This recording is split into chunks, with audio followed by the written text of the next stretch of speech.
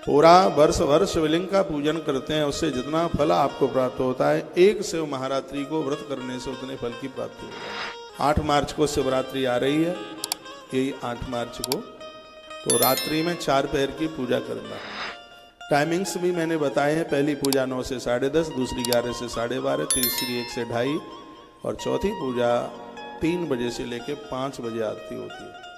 इस बात को बिल्कुल ध्यान में रखना। पूरा वर्ष भर शिवलिंग पूजन से पिंडी पर आप पूजन करते हैं, उपवास व्रत करते हैं, उससे जितना पुण्य प्राप्त होता है, 1 वर्ष का पुण्य सिर्फ एक शिव महारात्रि की रात्रि भर पूजा करने से प्राप्त हो जाता है। जैसे 26 एकादशियों का पुण्य एक एकादशी में समाहित हो जाता है। कब? जब निर्जला रह करके हम निर्जला 11 कर लेते हैं, जो कि जेठ के महीने में पड़ती है। पानी भी नहीं पिया जाता, 24 घंटा जल नहीं पीते, तो 26 एकादशी का पुण्य एक निर्जल में मिल जाता है। उसी प्रकार से संपूर्ण वर्ष में महादेव की पूजा का फल एक शिवरात्रि को मिल जाता है।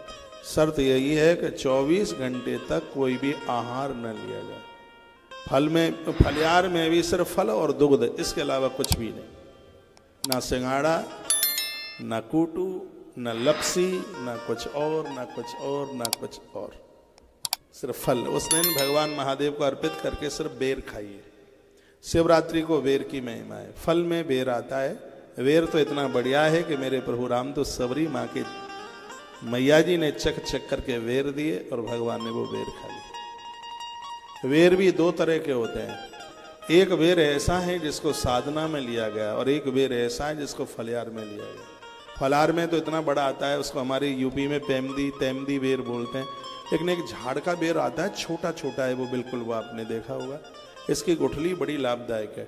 अनुष्ठान करने वाले लोग 1 आध महीने पहले से इसको पीस कर इसको लेते हैं, तो अनुष्ठान में भूख नहीं लगती। और इस बेर की गुठली को लेने से लोग अन्न के ऊपर विजय प्राप्त कर लेते हैं। इतना बड़ा प्रभाव है उसका बेर। इस बेर की वजह से उत्तराखंड में भगवान बद्रीनाथ बन गए। तो बेरिया के ही तो झाड़ पेड़ थे जो भगवान के ऊपर आके छाए। बताते हैं लक्ष्मी माँ ही खुद बेरिया बन गई।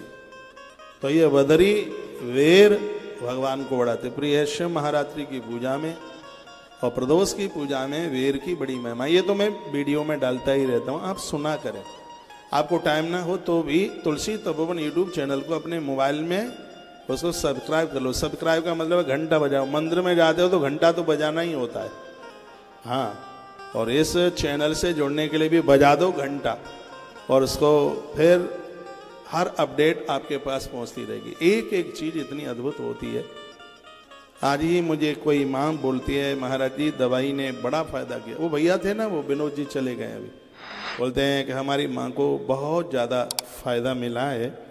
क्यों नहीं भाई मिलेगा? ये सब चीज़ें मैंने गड़ करके और मीडिया के माध्यम से, सोशल मीडिया के माध्यम से आपके पास तक ये सब चीज़ें पहुंचाई हैं। तो चैनल से जुड़ कर के इन सब चीज़ों का आनंद ले लो। हम लोग बड़े मेहनती लोग हैं। जो भी कोई बात आपके पास पहुंचाते हैं, हमें कितने ग्रंथों का अवलोकन करना पड़ता है, कितनी किताबें।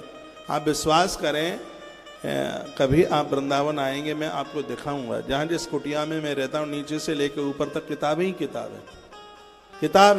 इतना शौक जैसा समझ लो, कुछ भी समझ लो, मेरे आसपास किताब रहती ही है। क्योंकि ग्रंथों ने हमें जीवन दिया है और ग्रंथों में जो है वो महात्माओं ने अनुभव करके उसमें लिखा है, और वही हमारे जीवन को आनंद से भर रही है। हमारा ग्रंथ कहता है किसी के साथ राग द्वेष, किसी के साथ अपमान अभद्रता, ये सब चीज़ें नहीं हो, ये हमारे ग्रंथ बता। तो ग्रंथ पढ़ करके तो जीवन बिल्कुल परिवर्तित हो जाता है, जिंदगी बिल्कुल बदल जाती है। तो ग्रंथों का तो स्वाध्याय होना ही